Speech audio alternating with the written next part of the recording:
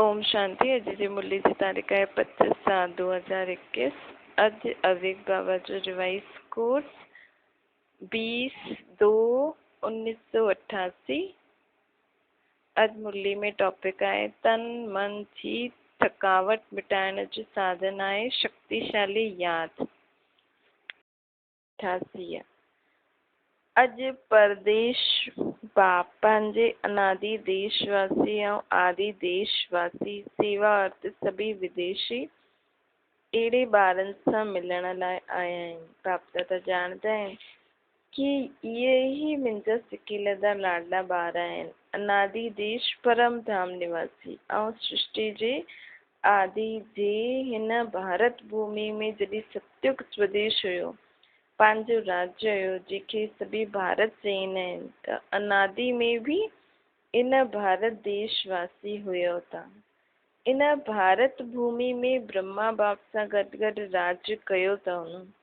अनेक जन्म पंहिंजे राज्य में सुख शांति संपन्न अनेक जीवन व्यतीत कयो था। हिन करे आदि देशवासी हुजण जे कारण भारत भूमि सां दिल जो स्नेह अथव। चाहे केतिरो बि अंत में भारत ग़रीब व धूल मिट्टी वारो ठही वियो त बि पंहिंजे देश त पंहिंजो ई हूंदो आहे न। त बाप सभिनि आत्माउनि खे पंहिंजे देश ऐं शरीरधारी देवता जीवन जो पंहिंजो देश कहिड़ो आहे, कहिड़ो हुयो? भारत ई हुयो न। केतिरा जन्म असां भारत भूमि में ई त रहिया आहियूं। केतिरा जन्म तव्हां भारत भूमि में ई रहिया आहियो। खैर, जो अञा विदेश में आहिनि उन्हनि खे बाबा चवनि था उहो यादि अथव 21 जन्मनि जो वरितो सभी भारत बाप खां प्राप्त कयो अथव न।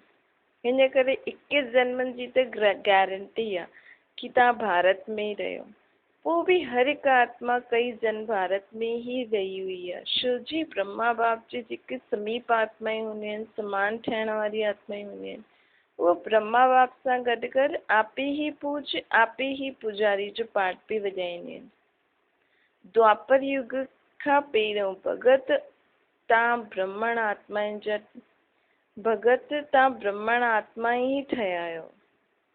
अर्थात जो देवकुल हुया उहो ई भक्ति मार्ग सभिनि खां पहिरियों शुरू कयो। आदि स्वर्ग में हिन देश जा वासी हुयो ऐं अनेक बार भारत भूमि जा देशवासी ठहिया आहियो। हिन करे ब्राह्मणनि जे हिन अलौकिक संसार मधुबन सां अति प्यार अथव न। विदेश वारनि जो आहे त सभिनि सां ई, लेकिन बाबा विदेश वारनि खे था चवनि ये मधुबन ब्राह्मण जो छोटो सो संसार आहे। त इहे संसार ॾाढो सुठो लॻंदो आहे न। बाबा चईंदा आहिनि हितां खां वञण जी दिलि न थींदी आहे। अगरि हाणे ऑर्डर करो कि मधुबन निवासी ठही वञो त ख़ुशि थींदव न, या संकल्प ईंदव कि सेवा केरु कंदो, सेवा जे लाइ त वञिणो ई खपे। बाप दादा चवनि वेही रहो, पोइ बि सेवा यादि ईंदी। सेवा कराइण वारो केरु? त बाप जो डायरेक्शन आहे न, श्रीमत आहे, हुनखे उन ई रीत सां पालन करिणो आहे। इनखे चइबो आहे सचो आज्ञाकारी बाबा। ॿार जेको बाबा जी डायरेक्शन के श्रीमत के हुन ई रीति हुन ई समय पालन करे, उहो आहे सचो आज्ञाकारी ॿार। बाप दादा ॼाणंदो आहे मधुबन में विहारणो आहे या सेवा ते मोकिलिणो। ब्राह्मण ॿारनि खे हर हिकु ॻाल्हि में एवर रेडी रहणो आहे। हाणे जो डायरेक्शन मिले हुन में एवर रेडी रहणो आहे। संकल्प मात्र बि मन मत मिक्स न हुजे। हिनखे चइबो आहे श्रीमत ते हलण वारी श्रेष्ठ आत्माएं। ये त ॼाणंदा आहियो न कि सेवा जे ज़िम्मेवार केरु आहे? बाबा बाप दादा या तव्हां आहियो। हिन ज़िम्मेवारी सां त तव्हां हल्का आहियो न, कि ज़िम्मेवारी जो थोरो थोरो बोझ अथव। एतिरो वॾो प्रोग्राम करिणो आहे, इहो करिणो आहे, बोझ त न सम्झंदा आहियो। करावनहार कराए थो। करावनहार हिकु ई बाबा कंहिंखे बि बुद्धि कंहिंजी बि बुद्धि खे टच करे विश्व सेवा जो कार्य कराए सघंदो आहे ऐं कराए बि थो। सिर्फ़ु निमित ॿारनि खे हिन करे ठाहींदो आहे कि जो कंदो सो पाईंदो। जंहिंजी बुद्धि जी लाइन बाबा सां क्लियर हूंदी, हुन टच कयईं, हुन कमु कयईं त हुनजे खाते में जमा थी वेंदो। बाक़ी कराइण वारो सभु बाबा आहिनि। पाइण प्राप्ति ॿारनि खे थींदी आहे, बाप खे थोरी प्राप्ति करणी आहे। प्रारब्ध भोगण या सेवा जो फल अनुभव करण इहे आत्मा जो कमु आहे। हिन करे निमित ॿारनि खे ठाहिबो आहे। साकार रूप में बि सेवा कराइण जो कार्य ॾिठो, हाणे अव्यक्त रूप में बि करण करावनार बाबा अव्यक्त ब्रह्मा द्वारा बि कीअं सेवा थो कराए। शिव बाबा त कराईंदो ई आहे, लेकिन थ्रू ब्रह्मा कराईंदो आहे। इहो बि ॾिसो था न, अव्यक्त सेवा जी गति ॿियो ई तीव्र गति आहे। कराइण वारो कराए थो ऐं तव्हां कठपुतली जे समान नचो था न, इहा सेवा बि हिकु खेल आहे न। कराइण वारो कराए थो ऐं तव्हां निमित ठही हिकु कदम जो पदम गुणा प्रारब्ध ठाहियो था न, त बोझ कंहिंजे मथां आहे? कराइण वारनि जे मथां या करण वारनि जे मथां? बाप त ॼाणंदो आहे इहो बि बोझ न आहे। तव्हां बोझ चईंदा आहियो त बाबा बि बोझ शब्द चईंदो आहे। बाप जे लाइ त सभु थियल ई आहे। जीअं लकीर खींचबी आहे न, लकीर खींचणु वॾी ॻाल्हि त न आहे, त ईअं ई बाप दादा सेवा कराईंदो आहे। सेवा बि एतिरी ई सहज आहे जीअं हिकु लकीर खींचणु। रिपीट ई त करिणो आहे, निमित मात्र ते खेल था खेॾूं। जीअं माया जो विघ्न खेल आहे, त सेवा बि महिनत न आहे, लेकिन खेल आहे। ईअं सम्झण सां सेवा में सदा ई रिफ्रेशमेंट अनुभव कंदा। जीअं कोई खेल कंहिं लाइ कंदा आहियूं, थकण जे लाइ कंदा आहियूं, रिफ्रेश थियण लाइ कंदा आहियूं न। चाहे केतिरो बि वॾो कार्य हुजे, लेकिन ईअं ई अनुभव करो जीअं खेल करण सां रिफ्रेश था थियूं। चाहे केतिरो बि थकाइण वारो खेल हुजे, लेकिन खेल सम्झण सां थकावट न थींदी आहे, छो जी दिलि जी रुचि सां खेल खेॾंदा आहियूं न। चाहे खेल में केतिरो बि हार्डवर्क करिणो पए, लेकिन उहो बि मनोरंजन लॻंदो आहे, छो जी पंहिंजी दिलि सां कंदा आहियूं न। ऐं लौकिक कार्य बोझ मिसल थींदो आहे, निर्वार्थ करिणो पवंदो आहे, ड्यूटी सम्झी कंदा आहियूं, हिन करे महिनत लॻंदी आहे। चाहे शारीरिक महिनत, चाहे बुद्धि जी महिनत जो कमु हुजे, लेकिन ड्यूटी सम्झ करण सां थकावट अनुभव कंदा आहियूं, छो जी उहो दिलि जी ख़ुशी सां न कंदा आहियूं न। त पंहिंजे मन जी उमंग सां ख़ुशी सां कार्य करो, उन में थकावट न थींदी, बोझ अनुभव न थींदो। मन जी ख़ुशी सां ज़्यादा कार्य बि थींदो, ख़ुशी बि थींदी, थकावट बि न थींदी। बाबा चवनि था किथे किथे ॿारनि जे मथां सेवा जे हिसाब सां ज़्यादा कार्य बि थी वेंदो आहे, हिन करे बि कॾहिं कॾहिं थकावट फील थींदी आहे। बाप दादा ॾिसंदा आहिनि कई ॿार अथक ॾेई सेवा करण जा उमंग उत्साह में रहंदा आहिनि, पोइ बि हिमत रखी अॻियां वधंदा रहंदा आहिनि। इहे ॾिसी बाप दादा हर्षित बि थींदो आहे। पोइ बि सदा बुद्धि खे हल्को ज़रूरु रखो। असांजी बुद्धि सदा ई हल्की हुजणी खपे, छो जी बाबा ई असांखां सेवा कराए थो न। ऐं अगरि असां सेवा कंदे कंदे बुद्धि में बोझ अनुभव कंदासीं त बाबा असांखे टच कीअं कंदो? पोइ त बाबा जी श्रीमत अनुसार पाण सेवा न करे सघंदासीं। पोइ उहो ख़ुशी ऐं शक्ति जी प्राप्ति बि न थींदी ऐं सफलता बि न थींदी। इन करे कोई बि कार्य करो सदा बुद्धि सां हल्का रहो, ताकी बाबा पाण खे टच करे ऐं उन कार्य में पाण खे सफलता बि मिले, ख़ुशी बि मिले ऐं शक्ति बि मिले। बाप दादा ॿारनि जी सभु प्लान प्रोग्राम वतन में वेही करे बि ॾिसंदा आहिनि। हर हिकु ॿार जी यादि ऐं सेवा जो रिकॉर्ड बाप दादा वटि हर समय जो रहंदो। जीअं तव्हांजी दुनिया में रिकॉर्ड रखण जा कई साधन आहिनि, बाप वटि बि साइंस जे साधननि सां बि रिफाइंड साधन आहिनि, स्वतः ई कार्य कंदा रहंदा आहिनि। जीअं साइंस जे साधन जो बि कार्य कंदा आहिनि, उहो लाइट जे आधार सां कंदा आहिनि। सूक्ष्म वतन त आहे ई लाइट, साकार वतन में लाइट जे साधन पोइ बि प्रकृति जा बि साधन आहिनि, लेकिन अव्यक्त वतन जा साधन प्रकृति जा न आहिनि। ऐं प्रकृति रूप बदलदी आहे, सतोर जो तमो में परिवर्तन थींदी आहे। हिन समय त आहे ई तमोगुणी प्रकृति। हिन करे सभु साधन अॼु हलनि था, कल्ह नथा हलनि, लेकिन अव्यक्त वतन जा साधन प्रकृति खां परे आहिनि। हिन करे उहो परिवर्तन में न ईंदा आहिनि। जॾहिं चाहियो, जेतिरो चाहियो, सूक्ष्म साधन सदा ई पंहिंजो कार्य कंदा रहंदा आहिनि। हिन करे सभु ॿारनि जे रिकॉर्ड ॾिसण बाप दादा ॾिसंदा आहिनि, ऐं बाप दादा जे लाइ कोई वॾी ॻाल्हि न आहे। जॾहिं चाहे उहो साधननि सां ॾिसंदा आहिनि, ऐं उन साधननि जी स्पीड बि ॾाढी सुठी हूंदी आहे। तव्हां ॿारनि खे त साधननि खे संभालण जी बि मुश्किल थींदी आहे न, त बाप दादा यादि ऐं सेवा जो ॿिन्हिनि जो ई रिकॉर्ड ॾिसंदा आहिनि, छो जो ॿिन्हिनि जे ई बैलेंस सां आत्माउनि खे एक्स्ट्रा ब्लेसिंग मिलंदी आहे। कंहिंजी? बाबा जी, बाप दादा जी। जीअं सेवा जे लाइ समय कढंदा आहियो त हुन में कॾहिं नियम सां ज़्यादा, बाबा चईंदा आहिनि, हुननि में कॾहिं नियम खां ज़्यादा लॻाए छॾंदा आहियो।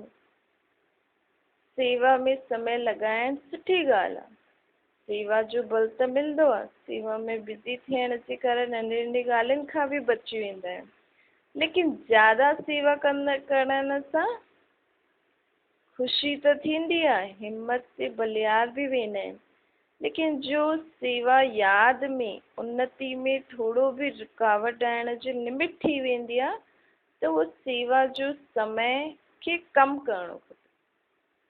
सेवा करणु सुठी ॻाल्हि आहे, हिम्मत मिलंदी आहे, ख़ुशी मिलंदी आहे, बल मिलंदी आहे, व्यर्थ ॻाल्हियुनि सां मुक्त थी वेंदा आहियूं। त बाबा चईंदा आहिनि कि लेकिन हुन सां असांजी कहिड़ी सब्जेक्ट ते इफेक्ट पवंदो आहे? यादि जी सब्जेक्ट। ऐं यादि जी सब्जेक्ट ते इफेक्ट पए त छा थींदो आहे? उन्नति में थोरो रुकावट अची वेंदो आहे न। जीअं रात्रि जो जाॻंदा आहियो, 12-1 वॼाए छॾंदा आहियो, त अमृत वेलो फ्रेश न थींदो आहे न। वेंदा बि आहियो नियम प्रमाण, अमृत वेलो शक्तिशाली न हुजे त सॼे ॾींहं जी यादि ऐं सेवा में अंतर पइजी वेंदो न। मानो सेवा जो प्लान ठाहींदे हुए बि सेवा खे प्रैक्टिकल में लाइण में समय लॻंदो आहे, त राति जे समय खे कट करे 12 जे बदिले 11 बजे ताईं सुम्ही पओ। उहो ई 1 घंटो जो कमु कयो न, ऐं शरीर खे रेस्ट ॾिनो, त अमृत वेलो सुठो थींदो, बुद्धि बि फ्रेश रहंदी, ऐं बाबा जो असांखे टच करणु चाहींदो उहो बि टच थींदो। न त दिलि खाईंदी रहंदी आहे कि सेवा त करो था, लेकिन अमृत वेलो शक्तिशाली न आहे। यादि जो चार्ट जेतिरो हुजिणो खपे ओतिरो न आहे। जो संकल्प दिलि में व मन में बार बार ईंदो आहे, उहो ईअं हुजिणो खपे। जीअं पाण बार बार ईंदो आहे न कि हुजिणो त ईअं खपे, लेकिन थिए नथो, ईअं न थियो, त हुन संकल्प जे कारण बुद्धि बि फ्रेश न रहंदी आहे। त जॾहिं बि पाण खे ईअं संकल्प अचे कि मां जो चाहियां थी, मां जो करणु चाहियां थी, उहो थिए नथो, ऐं बुद्धि खे बोझ अनुभव थिए थो, फ्रेश न आहे, त हुन ॻाल्हि ते ध्यानु ॾियो।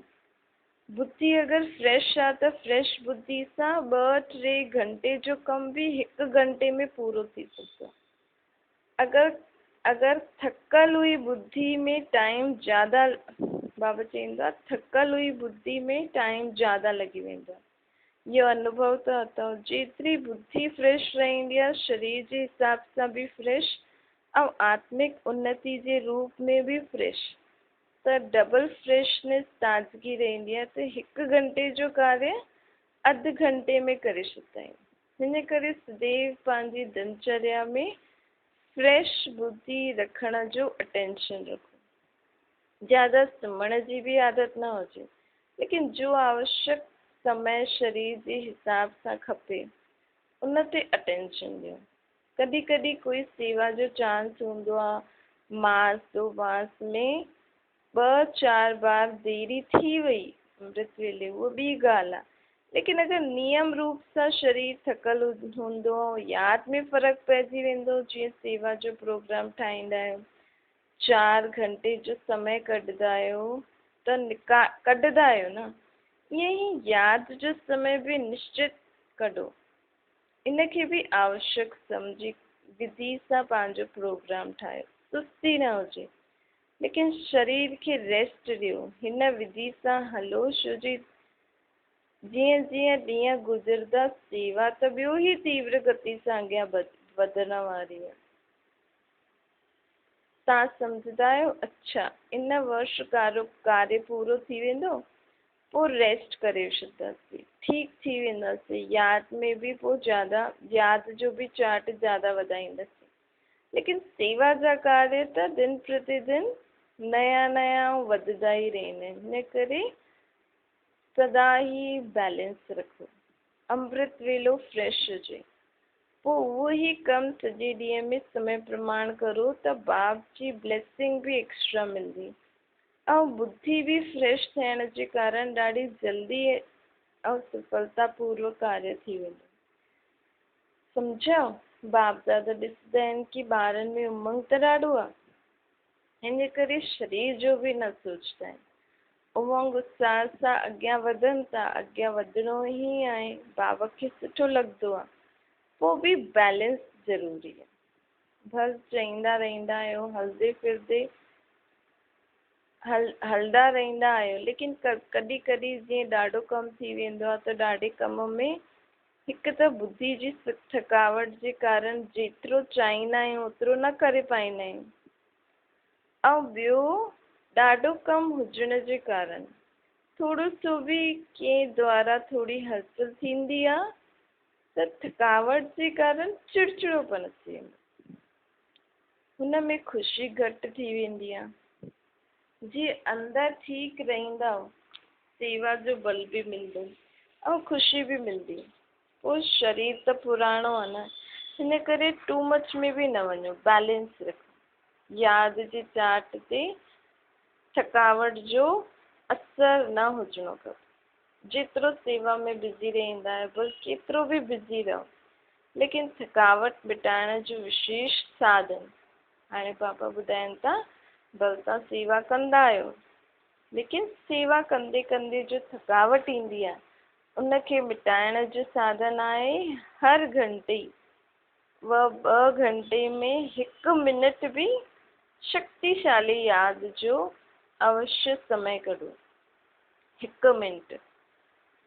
जीअं कोई शरीर में कमज़ोर हूंदो आहे त शरीर खे शक्ति ॾियण लाइ डॉक्टर्स 2 घंटा पोइ ताक़त जी दवाई पीअण लाइ चवंदा आहिनि, त टाइम कढी दवाई पीअणी पवंदी आहे। त इहो ई विच विच में 1 मिनट बि अगरि शक्तिशाली याद जो कढियो त हुन में ABC सभु विटामिन्स अची वेंदा। जीअं आत्मा खे शक्तिशाली ठाहिण लाइ असां दवाई वठंदा आहियूं अगरि शरीर कमज़ोर हुजे, शरीर खे अगरि पाण शरीर खे विच विच में दवाई पीआरंदा आहियूं अगरि शरीर कमज़ोर हूंदो आहे त उहो ई असांजी आत्मा त वैसे ई कमज़ोर आहे, हुनखे त बाबा ठाहिण ई शक्तिशाली आयो आहे। त हिन आत्मा खे बि विच विच में 1 या 2 घंटे जे पोइ 1 मिनट शक्तिशाली याद। अर्थात हुन 1 मिनट में असांखे कुझु बि यादि न हुजे, सिर्फ़ु मां आत्मा हाणे बाबा खे यादि थी करां, त उहो 1 मिनट आत्मा खे शक्ति मिली वेंदी ऐं पाण जेको बि कमु कयो उनजी थकावट ख़तमु थी वेंदी। त इन रीति अगरि राति जो असां सुम्हंदासीं पोइ ओतिरी थकावट न रहंदी। ॿुधायो न कि शक्तिशाली यादि सदा छो न रहंदी आहे, जॾहिं आहे ई बाप जो ऐं बापदान जो आहे। सर्व संबंध असां बि बाप जा आहियूं, बाप बि असांजो आहे, सर्व संबंध आहिनि, दिलि जो स्नेह आहे, नॉलेजफुल आहियूं, प्राप्ति जो अनुभव आहे। पोइ बि शक्तिशाली यादि सदा छो न रहंदी आहे, हुनजो कारण आहे पंहिंजी यादि जो लिंक न रहंदो आहे। हिन करे पोइ जोड़ण में समय लॻी वेंदो आहे, महिनत बि लॻंदी आहे न, शक्तिशाली जे बजाय कमज़ोर थी वेंदा आहियूं। विस्मृति त थी न सघंदी आहे, यादि रहंदी आहे, लेकिन सदा शक्तिशाली यादि स्वतः रहे, उनजे लाइ इहा लिंक टुटी ये लिंक टुटल हूंदो आहे त शक्तिशाली यादि न हूंदी आहे। ऐं अगरि सदा शक्तिशाली यादि खपे त लिंक टुटणो न खपे। जीअं असां 2 घंटे में या घंटे में हिकु बार बि बाबा खे यादि था करूं त उहो लिंक अगरि जुड़ियल ई हूंदो त हुन 1 सेकेंड में असां शक्तिशाली यादि जो अनुभव करे सघंदासीं। अर्थात उहो 1 घंटो 2 घंटो जेको कार्य कयो उन में असांखे सूक्ष्म में बाबा बि यादि हुजणो खपे। असांखे कंहिं बि देह जी वस्तु पदार्थ आदि जे अटैचमेंट में न अचूं। कर्म कंदे बि न्यारा ऐं प्यारा रहंदासीं त उहो 1 सेकेंड लिंक फटाफट जुटी वेंदो। हर समय बुद्धि में यादि जो लिंक जुटो रहे। उन जी विधि इहा आहे। इहे बि आवश्यक सम्झो। जीअं उहो कमु सम्झंदा आहियो कि आवश्यक आहे, इहो प्लान पूरो करे करे ई उथंदासीं। इन करे समय बि ॾींदा आहियो, एनर्जी बि लॻाईंदा आहियो। उहो ई इहो बि आवश्यक आहे। हिन खे पुठियां न करो कि इहो कमु पहिरियों थी वञे पोइ यादि कंदासीं। न, इन जो समय पंहिंजे प्रोग्राम में पहिरियों ऐड करो। जीअं सेवा जा प्लान जे लाइ 2 घंटा जो टाइम फिक्स कंदा आहियो न, चाहे मीटिंग कंदा आहियो, चाहे प्रैक्टिकल में कुझु कंदा आहियो, त 2 घंटे सां गॾु गॾु इहे बि विच में करो, ऐड करो। जो 1 घंटे में प्लान ठाहींदा उहो अधु घंटे में थी वेंदो अगरि असां विच में बाबा खे यादि कंदासीं। बाबा चवनि था इहे करे करे ॾिसो। आप ही फ्रेशनेस सां पोइ तव्हांजी 2 बजे अख खुलंदी सुबुह जो। जॾहिं असां इहो अहिड़ो प्रोग्राम ठाहे करे राति जो सुम्हंदासीं बाबा खे चार्ज ॾेई, पोइ सुबुह जो आराम सां 2 बजे अख खुली वेंदी। बाबा चईंदा आहिनि लेकिन कार्य जे कारण जॻणो पवंदो आहे त हुन जो इफेक्ट शरीर ते ईंदो आहे। लेकिन बैलेंस जे मथां सदा अटेंशन रखो। बाप दादा त ॿारनि खे एतिरो बिज़ी ॾिसी करे इहे सोचंदा आहिनि कि हिननि जे मथे जी मालिश थियणी खपे।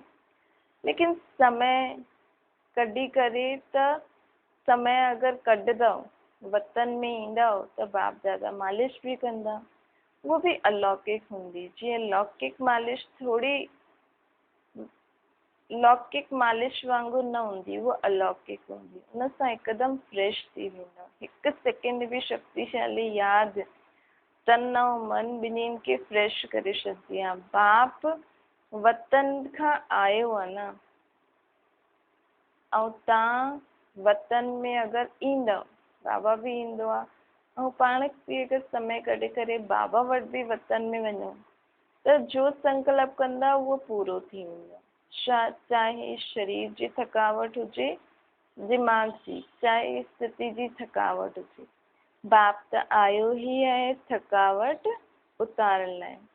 अॼु डबल विदेशन सां पर्सनल रूहरियान था करूं न, ॾाढी सुठी सेवा कंदा आहियो ऐं ॿियो ई कंदा रहंदा। सेवा त वधणी आहे। इहे ड्रामा अनुसार ठहियल आहे।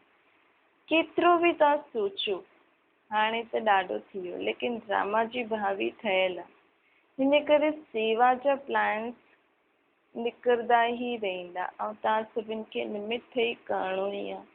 इहे बि भावी कोई बदिली न सघंदो आहे। तव्हां चाहियो 1 वर्ष असां रेस्ट करो, सेवा न करो, इहो बदिली ईअं न थी सघंदो आहे।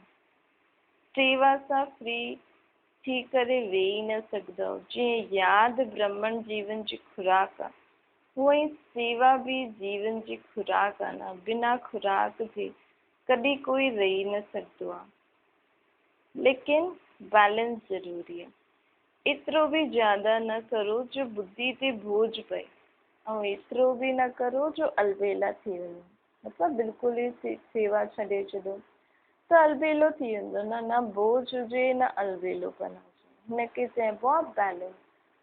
अच्छा, यादि ऐं सेवा जे बैलेंस वारा, बाप जी ब्लेसिंग जे अधिकारी, सदा बाप जे समान डबल लाइट रहण वारा, सदा निरंतर शक्तिशाली यादि जो लिंक जोड़ण वारा सदा शरीर और आत्मा के रिफ्रेश करण वाला, हर कर्म विधि पूर्वक करण वाला, सदा श्रेष्ठ सिद्धि प्राप्त करण वाला, एड़ा श्रेष्ठ समीप बारन के बाप दादा जो याद प्यार आओ नमस्ते। वरदान श्रेष्ठ तकदीर की स्मृति द्वारा पांच समृद्ध स्वरूप में रहने वाला सूर्यवंशी पद के अधिकारी था। जो पांच श्रेष्ठ तकदीर की सदा स्मृति में रखता है वो समृद्ध स्वरूप में रहेंगे। उनके सदा पांजे अनादि असली स्वरूप की स्मृति रहेंगी। कभी नकली फेस धारण न करें। कई बार माया नकली गुणों कर्तव्य जो स्वरूप ठाए छॾिया कि देखे क्रोधी, केखे लोभी, केखे दुखी, केखे अशांत ठाए छॾिया। लेकिन असली स्वरूप इन्हनि सभिनि ॻाल्हियुनि खां परे आहे न। जो ॿार पंहिंजे असली स्वरूप में स्थित रहंदा आहिनि वो सूर्यवंशी पद जे अधिकारी ठही वेंदा। स्लोगन आहे सर्व ते रहम करण वारा ठहूं त अहम ऐं वहम समाप्त थी वेंदा। सर्व ते रहम करण वारा ठहूं वो कॾहिं करे सघंदासीं जॾहिं सभिनि खे आत्मिक दृष्टि में ॾिसंदासीं। सभी आत्माएं असांजा भाउ आहिनि, हिक बाप जा ॿार आहिनि, त सभिनि जे मथां आपे ई रहम ईंदो पाण खे। इन सां अहम ऐं वहम सदा समाप्त थी वेंदो। अच्छा, ओम शांति।